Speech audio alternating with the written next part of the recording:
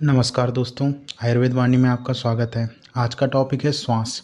तो हम सबसे पहले श्वास स्टार्ट करने से पहले श्वास का परिचय देख सकते हैं कि श्वास जो है उसमें वह क्या है। तो जिस रोग में से जीवन व्यापार का मतलब होता है उच्छ्वास निश्वास, मतलब श्वास का अंदर लेना और बाहर छोड़ना, उसे हम अंदर इनहेल और एक्सहेल बाहर छोड़ना, ये क्या कहलाता है? श्वास उच्छ्वास की प्रक्रिया। उसमें यदि कष्ट उत्पन्न हो रहा है तो इस रोग को श्वास रोग कहते हैं। श्वास रोग जो है इसका वर्णन आयुर्वेद में चरक संहिता में भी किया गया है। चरक संहिता के अध्याय 17 में इसका वर्णन मिलता है। फिर इसके पश्चात हम देखते हैं कि श्वास जो है एक स्वतंत्र डिसीज़ भी है। हम इसका स्टडी कर रहे हैं, स्वतंत्र डिसीज़ है। और आपने देखा होगा श्वास जो है वह अनेक अनेक रोगों का एक लक्षण भी होता है, और लक्षण के साथ साथ यह उपद्रव में भी आता है। यह उपद्रव भी कहलाता होता है कई रोगों का, और उपद्रव के साथ साथ यह कई डिसीज़ के पूर्व रूपों में भी देखा जाता है। तो श्वास जो है यहाँ पे परिचय बताया गया है। तो परिचय में बोला गया है कि श्वास जो रोग होता है जीवन व्यापार या फिर उच्छ्वास निश्वास की प्रक्रिया में कष्ट उत्पन्न होना, उसे श्वास रोग कहते हैं। श्वास रोग जो है एक स्वतंत्र व्याधि भी है, और साथ साथ अनेक व्याधियों के लक्षण, उपद्रव और पूर्व रूप में भी इसको देखा जाता है। ठीक है, और इसका वर्णन चरक संहिता के अध्याय 17 में भी किया गया है। इसके पश्चात हम देखते हैं इसकी निरुक्ति। तो निरुक्ति में बोला गया है श्वास जीवने धातु में, श्वास रोग है श्वास जीवने धातु में घंज प्रत्यय लगा है। श्वास जीवने धातु में घंज प्रत्यय लगा है, जिससे क्या होता है श्वास शब्द की उत्पत्ति होती है। इससे श्वास शब्द की उत्पत्ति होती है, जिसका अर्थ क्या है? जीवन व्यापार मतलब वायु का आदान प्रदान होना मतलब वायु का बाहर निकलना और या फिर अंदर जाना, एक्सहेल या फिर इनहेल। तो वायु का आदान प्रदान होना इसका अर्थ होता है। यहाँ समझ में आता है। इसके बाद हम नेक्स्ट देखते हैं। नेक्स्ट में इसकी निदान पंचक के बारे में हम पढ़ेंगे। तो निदान पंचक में आपको पता है, सबसे पहले हम देखते हैं निदान कि व्याधि की उत्पत्ति का कारण क्या क्या है, किन कारणों से व्याधि की उत्पत्ति हुई है। तो इसमें एक श्लोक चरक संहिता के अध्याय 17 में 11 और से 13वें श्लोक में इसके निदान का वर्णन है, जिसमें बोला गया है कि रजसा धूम वातभ्याम शीत स्थान अम्बु सेवनाथ। इसका अर्थ क्या होता है? रजसा मतलब रज मतलब धूम, और वाताभ्याम मतलब हमारे जो श्वसन मार्ग है उसमें प्रविष्ट हो जाती हैं, जैसे कि धूल और धूम का श्वसन मार्ग में प्रविष्ट हो जाना। या फिर शीत स्थान शीतल जल का अधिक सेवन करना, शीत स्थान अम्बु सेवनाथ, शीत स्थान और अम्बु मतलब होता है जल। तो जल का अत्यधिक सेवन, यहाँ पे जल का मतलब होता है, जल का इंडिकेट शीतल जल मतलब अधिक ठंडे जल का अधिक उपयोग करने से जो है श्वास रोग होता है। दूसरी लाइन में बोला गया है कि व्याम आद ग्राम में धर्म ऊर्ध्व रुक्ष अन्न विष आशामनाथ, मतलब व्यायाम का अधिक सेवन, अधिक व्यायाम करना, अधिक मैथुन करना ग्राम में, और ग्राम में मतलब अधिक मैथुन करना। फिर उसके बाद होता है अत्यधिक रुक्ष अन्न विष, मतलब अत्यधिक रुक्ष अन्न का सेवन करना। विषमात मतलब विष भरे भोजन का, मतलब ऐसे भोजन का सेवन करना जो कि विष युक्त हो। विष युक्त भोजन का सेवन करने से जो है श्वास रोग की उत्पत्ति होती है। दूसरी लाइन में क्या बोला गया है कि व्यामयाद मतलब व्यामयाद ग्राम में ऊर्ध्व रुक्ष अन्न विषमासनाथ, मतलब अत्यधिक व्यायाम करना, अत्यधिक मैथुन करना, अत्यधिक जो है रास्ता चलना धर्म ग्राम में, और अत्यधिक जो है रुक्ष अन्न का सेवन करना, और विषनाथ मतलब विष युक्त भोजन का सेवन करना। यह जो है जो श्वास रोग का कारण बनता है। थर्ड लाइन में बोला है कि आम प्रदोष आदान हग्द्रोष दात्य अपतर्पणात्, मतलब इसमें बोला गया है कि आम दोष का बढ़ जाना, मतलब इस प्रकार के सेवन करने से आम दोष की वृद्धि हो जाती है। उसमें क्या होता है, उससे अनाह, आम दोष, दोषद अनाह, मतलब अनाह रोग का होना, और अनाह रोग का होना, और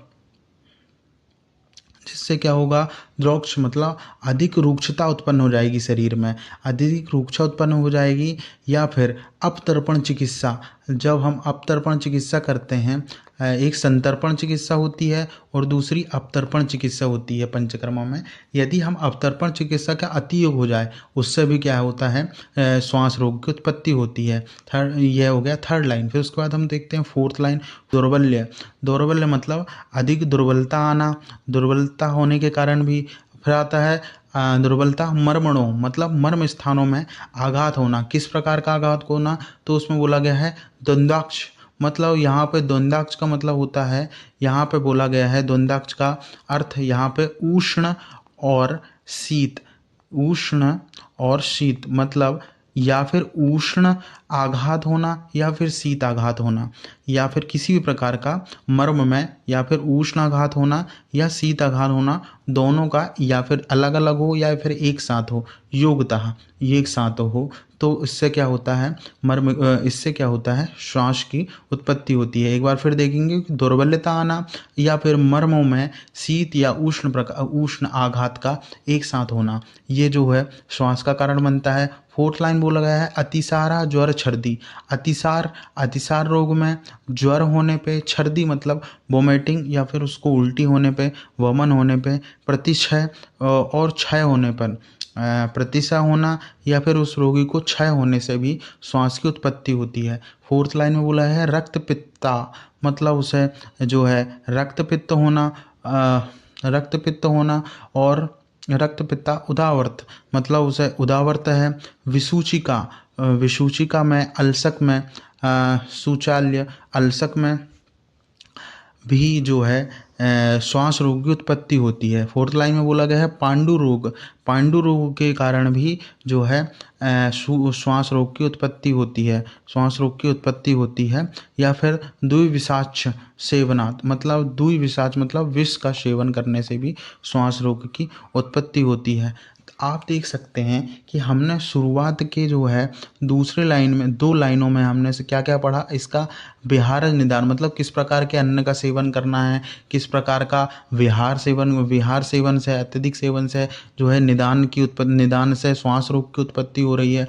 वहीं उसके बाद हमने देखा है जैसे कि दौर्बल्य, उन्माद, अपतर्पण, रक्तपित्त, उदावर्त शूल, इसमें भी ये रोगों के कारण भी जो है श्वास रोग की उत्पत्ति होती है। तो यहाँ पे इस प्रकार से है निदान पंचक में निदान हमने पढ़ा है।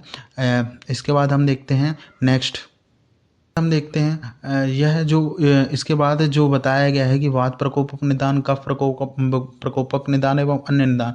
जैसा कि हमने अभी श्लोक में देखा है, जो पहले हमने श्लोक में देखा, देखा है रजसा धूमावत अभ्याम, तो उस श्लोक में जो वर्णन मिलता है, जो कि हमने पहले उसका डिसेक्शन, एक प्रकार से डिसेक्शन करके जब हमने उसका अर्थ समझा है, वही यहाँ पे हिंदी में बताया गया है कि धूल धूम, शीत स्थान में रहना, वायु अति सेवन, अपतर्पण, अधिक मैथुन, ये सब करने से वात की वृद्धि होगी जो कि श्वास का कारण बनेगा। वही भी मांस, तिल, तेल, पिष्ट, शालूक, विष्टब्ध, अन्न विदाही, जलीय मांस और दधि सेवन, आम, क्षीर आदि का सेवन करने से भी कफ प्रकोपक होगा, जिससे भी श्वास की उत्पत्ति होगी। अन्य निदान में जो कि हमने लास्ट की 3 लाइन में देखा था कि रोग में दुर्बलता, अतिसार, विसूचिका, अल्सक, प्रतिशय, इसके कारण भी जो है श्वास की उत्पत्ति। पैथोजेनेसिस, इसमें श्लोक का वर्णन मिलता है, जिसमें बोला गया है कि यदा श्रोतांसी संरुध्य मारुता कफ पूर्व कहा। इसका मतलब बोला है यदा श्रोतांसी कफ और मारुतः कफ, मारुत मतलब होता है वायु, ये वात के लिए इंडिकेट है। कफ है, इसका मतलब होता है वात और कफ का एक साथ जब हम कुपित हो रहे हैं तो यह क्या करेगा, हमारे स्रोतसों में वात और कफ जो है, जैसे स्रोतस है, इसमें वात और कफ वात और कफ जाके प्रकोपित होकर उन स्रोतसों को अवरुद्ध कर देगा। वात और कफ स्रोतस को अवरुद्ध करके स्रोतसों में फैल जाएगा। उससे क्या होगा, वात जो है संपूर्ण स्रोतसों में गमन करने लगेगी, जिससे जो है जिससे जो है श्वास रोग की उत्पत्ति होगी। मतलब वात और कफ का दुष्ट होना और उसका हमारे स्रोतस में इंडिकेट क्या, यहाँ पे स्रोतस का वर्णन हमें किन किन स्रोतसों के बारे में बोला गया है, तो यहाँ पे आप इसके घटक में भी देखेंगे कि प्राणवाह स्रोतस में जब वात और कफ प्राणवाह स्रोतस में जाकर उसको दुष्ट करके उसको अवरुद्ध कर देगा, जिससे क्या होगा, वात और कफ जो है स्रोतसों में संचारित होने लगेंगे, जिससे क्या है, श्वास रोग की उत्पत्ति होगी। ठीक है, ये है सामान्य संप्राप्ति देख लिया। फिर इसके बाद हम देखते हैं विशिष्ट संप्राप्ति घटक। संप्राप्ति घटक में क्या क्या देखने के लिए मिलेगा। संप्राप्ति घटक में उसके दोष कौन कौन से दोष हैं। अभी आपने देखा कि कफ और वात ही जो है स्रोतस को अवरुद्ध कर रही थी, तो कफ और वात दोष होंगे। दूष्य क्या है, रसवाह और प्राणवायु दूषित हो जाएगी। फिर अधिष्ठान कहाँ कहाँ होगा, तो अमाशय में होगा और जो है प्राणवाह स्रोतस इसका अधिष्ठान है। स्रोतस कौन कौन से हैं, प्राणवाह स्रोतस दुष्टि संग और विमार्गमन, संग हो जाएगा, एक साथ इकट्ठे हो जाएंगे, और विमार्ग मतलब अपने मार्ग से विचलित हो जाएंगे, और स्वभाव चिरकालिक होगा, लंबे समय तक चलेगा। अग्नि दुष्टि अग्निमांद हो जाएगी। जब वात और कफ बढ़ेगा तो पित्त अपने आप सप्रेस हो जाएगा, कम हो जाएगा। पित्त का कम हो जाने से अग्नि भी मंद हो जाएगी, और स्वभाव से यह एक कृच्छ साध्य रोग है। यहाँ तक समझ में आया। इसके पश्चात हम देखते हैं नेक्स्ट पूर्व रूप। तो पूर्व रूप में कौन कौन से लक्षण जो है पहले दिखाई देंगे। तो सबसे पहले अनाह हो सकता है, हृदय में पीड़ा, हृत पीड़ा, भक्त द्वेष, दूसरों में द्वेष उत्पन्न होने लगेगा, पार्श्वशूल होगा, अरति, शंख भेद, भक्त द्वेष, और मुख वैरस्य उत्पन्न होगा। मुख में स्वाद में विकृति उत्पन्न हो जाएगी। भेद, यहाँ पे भेद देखते हैं। भेद हमारे पास 5 प्रकार के भेद आचार्यों ने वर्णन किया है आयुर्वेद में 5 प्रकार के भेद का वर्णन मिलता है। कौन कौन से, महाश्वास, ऊर्ध्व श्वास, छिन्न श्वास, तमक श्वास और क्षुद्र श्वास।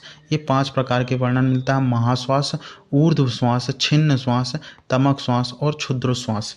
यहाँ तक आपको ये वीडियो पसंद आया हो तो प्लीज़ लाइक करें, सब्सक्राइब करें, और ऐसे ही इंटरेस्टिंग जानकारी के लिए साथ में जुड़े रहें। धन्यवाद।